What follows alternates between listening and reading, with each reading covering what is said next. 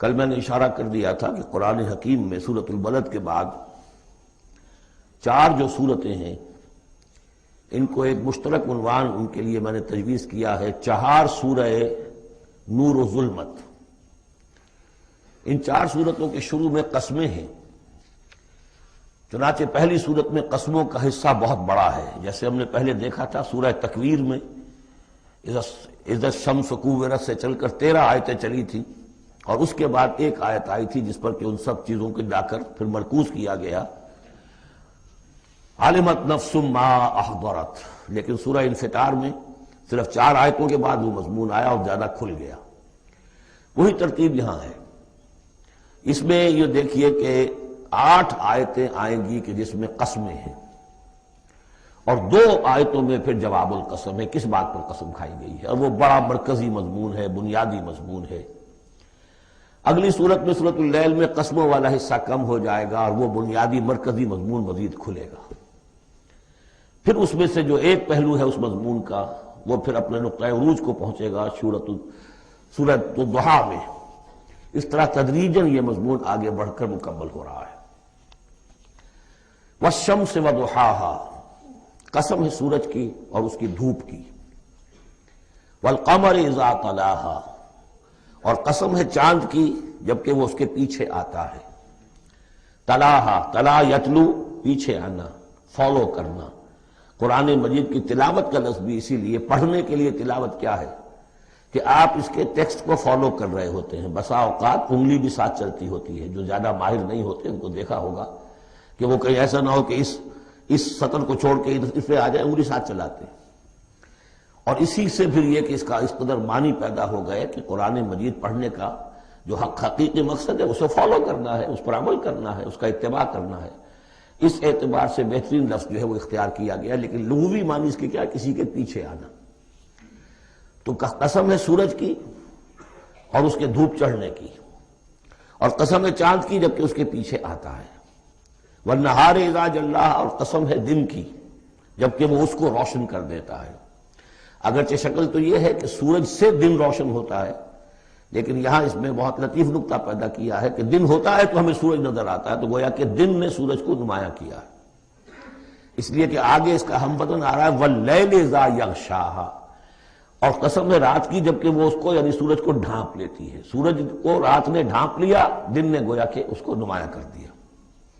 والسماء وما بناھا، اب دیکھیے جوڑے جوڑے آ رہے ہیں یہ، سورج اور چاند، دن اور رات۔ والسماء وما بناھا، اور قسم ہے آسمان کی اور جو اسے بنایا، تعبیر کیا۔ والارض وما طحاھا، اور قسم ہے زمین کی جبکہ اس کو پھیلا دیا، بچھا دیا، بچھونا بنا دیا۔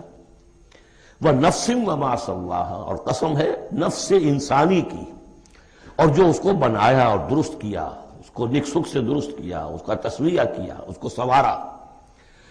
فَأَلْهَمَهَا فُجُورَهَا وَتَقْوَاهَا، یہاں تک کہ اس کے اندر نیکی اور بدی کا علم الہامی طور پر رکھ دیا، الہام کر دیا اسے، اس کا فجور بھی اور اس کا تقوی بھی۔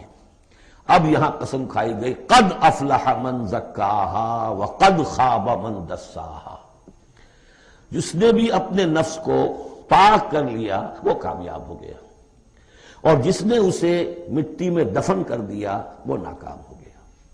اصل مضمون یہ ہے مرکزی 2 آیات کہ انسان کے پاس کوئی ایک امانت ہے، اس کا ایک نفس ہے جو اللہ نے اسے دیا ہے۔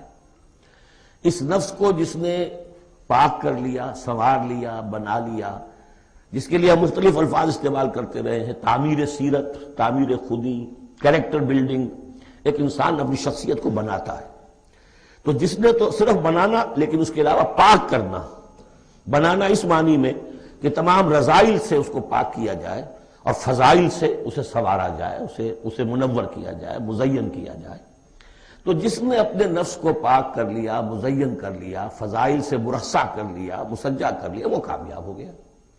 خواہ یہاں پر اس کے پاس جائیداد نہ بنی ہو، دولت اس کے پاس جمع نہ ہوئی ہو، دنیا والے اس کو جانتے بھی نہ ہو، وہ غیر معروف آدمی ہو، کچھ بھی ہو، یعنی ایک معیار ہے کامیابی ناکامی کا جو ہم لوگوں کے سامنے رہتا ہے۔ کامیاب کون ہے؟ زیادہ پیسے والا، زیادہ دولت والا، تو زیادہ پروفیشن میں شائن کر گیا، بزنس میں آگے نکل گیا، کسی بھی اعتبار سے. لیکن اس میں ذرا قد افلح من زکاہا، اصل میں کامیابی اور فلاح تو اس کی ہے. اور یہ فلاح کے لفظ پر ہم غور کر چکے ہیں سورہ مومنون کے شروع میں، کہ یہی جو انسان کی اندرونی شخصیت ہے، انا یا خودی جسے ہم کہتے ہیں سیلف، جس کو کہ پروفائڈ نے سیلف قرار دیا ہے، اس سیلف کو اپنی اڈ اور لیبیڈو کے تسلط سے آزاد کرانا اور پھر اس کو بلڈ کرنا، اس کو ڈیولپ کرنا، تعمیر خودی، یہی علامہ اقبال کا فلسفہ ہے. تو یہ ایسے ہی ہے کہ جیسے کہیں خزانہ تھا، آپ نے کھود کر اس میں سے خزانہ نکالا. تو یہ ہمارا سیلف جو ہے، ہماری خودی جو ہے، یہ بھی در حقیقت ہمارے اس حیوانی وجود کے اندر دفن ہے. اس حیوانی وجود کے اندر سے اس کو برآمد کرنا، جیسے کہ آم کی گٹھلی پھٹتی ہے تو اس میں سے 2 پتے نکلتے ہیں تو اس سے آم کا درخت بننا شروع ہوتا ہے.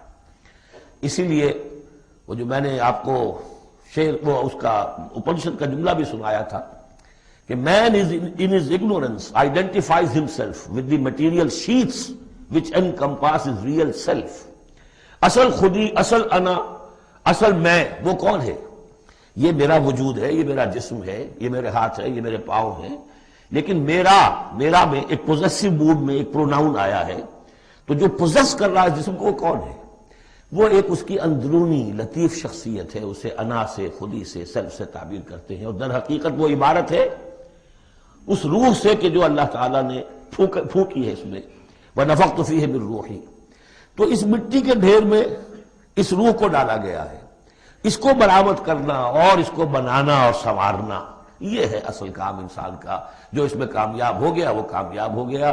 اور دسا یدسو ہم پڑھ چکے ہیں کہ جب کسی شخص کے ہاں اس زمانے میں، اس معاشرے میں کوئی خوشخبری آتی تھی کہ بچی پیدا ہو گئی ہے، تو ایک تو منہ چھپاتا پھرتا تھا وہ کہ بیٹی ہو گئی، میں بیٹی کا باپ شمار ہوں گا، اور سوچتا رہتا تھا کہ اسے میں اپنے پاس رکھوں، ام یدسھا فی التراب، یا اسے جا کے میں مٹی میں دباؤں. تو دسا یدسو، دبا دینا.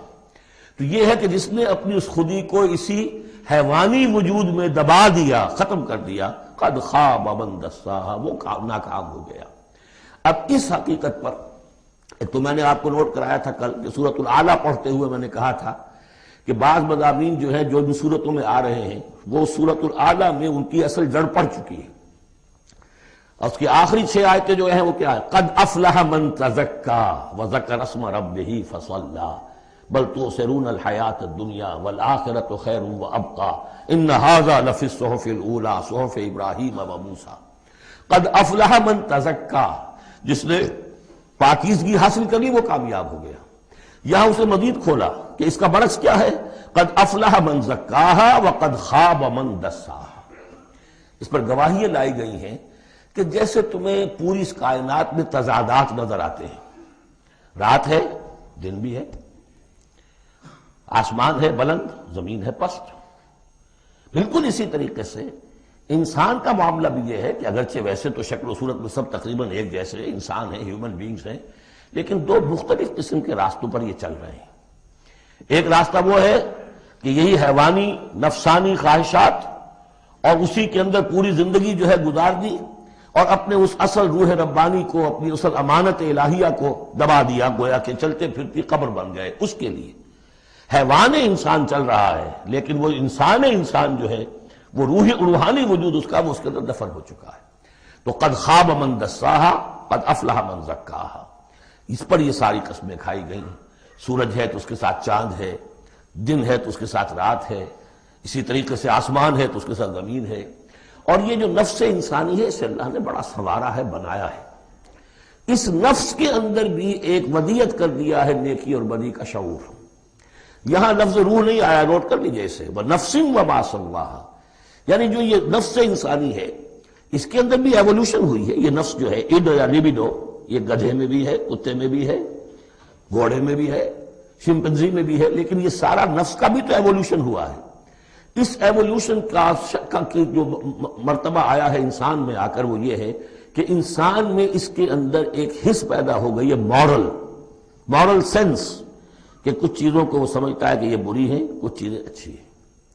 اور یہ اتنا یونیورسل کانسیپٹ ہے کہ جس کو یوں سمجھیے جس معاشرے میں جائیے سچ بولنا اچھا ہے، جھوٹ بولنا برا ہے.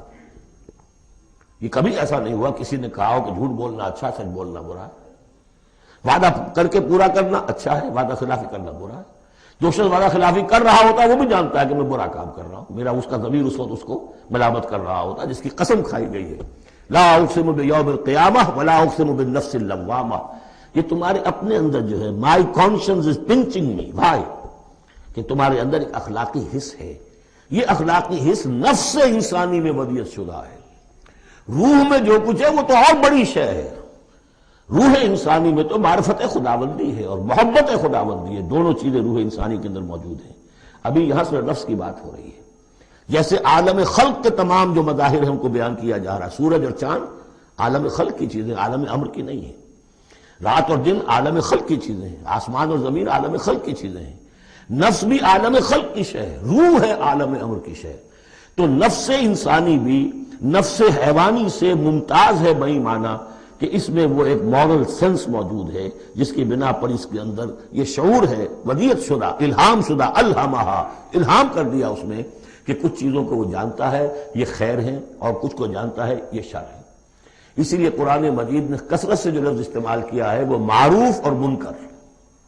معروف وہ جو جانی پہچانی شے نفس انسانی جانتی ہے کہ یہ چیز اچھی ہے، منکر وہ جس سے کہ نفس انسانی اباح کرتا ہے یہ کیا ہے، یہ نہیں ہونا چاہیے، یہ فطرت اس کے اندر موجود ہے، سرشت کے اندر۔ اب مرحلہ صرف یہ ہے کہ جب یہ بنیادی بیج تو اللہ نے تمہارے نفس میں ڈال دیا، اب اسے پروان چڑھانا تمہارا کام ہے، اسے آگے بڑھاؤ، پروان چڑھاؤ عمل صالح سے۔ الیہ یصعد الکلم الطیب والعمل الصالح یرفعہ، اچھا کلام ہو، اچھی بات ہو، اس کے اندر اوپر اٹھنے کی، اللہ کی طرف بڑھنے کی صلاحیت تو ہے، لیکن عمل صالح اس کے ساتھ ہوگا تو وہ اوپر اٹھے گا۔ تو یہ جو بھی پوٹینشل ہے انسانی فطرت کا، تو قد افلح جس نے وہ محنت کی، مشقت کی، اس نے اپنی اس اصل انسانی شخصیت کو برآمد کیا، اس مٹی کے ڈھیر میں سے بنایا، اسے ایک بڑا درخت بنا دیا، تناور درخت بنا دیا جس میں وہ پھل لگے ہیں جو ہم سورہ تغابن میں پڑھ رہے ہیں، وہ کامیاب ہو گیا۔ اور جس نے اس کو دبائے رکھا وہ مٹی ہی کی زندگی میں، اور جو جسمانی وجود ہے اسی کے تقاضوں کو پورا کرنے میں لگا رہا، وہ غائب ہو گیا، ناس۔ اب اس کے بعد یہ کہ یہ معاملہ جس طرح انڈیویجولز کا ہوتا ہے ایسے ہی کسی معاشرے کا بھی ہوتا ہے۔ معاشرے میں بھی کچھ لوگ ہوتے ہیں کہ جو خیر کی طرف بلانے والے، کچھ ہوتے ہیں کہ جو بدی کی طرف بلانے والے، جس طریقے سے فرد کے اندر موجود ہے اسی طریقے سے پھر اس کے اندر بھی اگر ایک قوم کا اجتماعی ضمیر جو ہے وہ زندہ رہے اور امر بالمعروف نہی عن المنکر کا فریضہ وہاں سر انجام دیا جاتا رہے تو معاشرے کی خیر ہوگی۔ اور اگر اخلاقی حص بحیثیت مجموعی اس درجے کمزور ہو جائے کہ قوم کا اجتماعی ضمیر مردہ ہو جائے اور پھر اسے حص ہی نہ رہے، وائے ناکامی متائے کارواں جاتا رہا، کارواں کے دل سے احساس زیاں جاتا رہا، وہ احساس ہی نہ رہے اجتماعی سطح پر کہ یہ بدی ہے اور یہ برا کام ہے، یہ منکر ہے، تو پھر وہ تباہ ہوتی ہے۔ اس کی ایک مثال دی ہے، کذبت ثمود بطغواہا، قوم ثمود نے بھی جھٹلایا تھا اپنی سرکشی کے باوجود۔ اذ انبعث اشقاہا، جب ان کا جو سب سے شقی انسان تھا وہ کھڑا ہوا اور اس نے پھر اونٹنی کو جو اللہ تعالیٰ نے بطور معجزہ دی تھی اس نے ہلاک کر دیا۔ قال لهم رسول اللہ ناقۃ اللہ وسقیاہا، ان سے کہہ دیا تھا اللہ کے رسول نے کہ دیکھو یہ اللہ کی اونٹنی ہے اور اس کا پانی پینے کی جو باری کا دن ہے اس میں کوئی گڑبڑ پیدا نہ کرنا۔ فکذبوہ فعقروہا، انہوں نے اسے جھٹلا دیا اور اس کی کونچیں کاٹ ڈالی۔ فدمدم علیہم ربہم بذنبہم، تو الٹ پڑا اللہ تعالیٰ کی طرف سے ان پر عذاب ان کے گناہ کی پاداش میں، فسواہا، اللہ نے سب کو برابر کر دیا۔ ولا یخاف عقباہا، اور اللہ تعالیٰ کو اس کا کوئی ڈر نہیں کہ اس کا کیا نتیجہ نکلے گا، اس کی مخلوق تھی انہیں ختم کر دیا اور مخلوق کو وہ لے آئے گا۔ تو انفرادی اور پھر اجتماعی، ان دونوں چیزوں کو اس صورت کے اندر جمع کر دیا گیا۔ اب یہاں سے جو مضمون شروع ہوا ہے اب دیکھیے اگلی صورت میں کھلے گا۔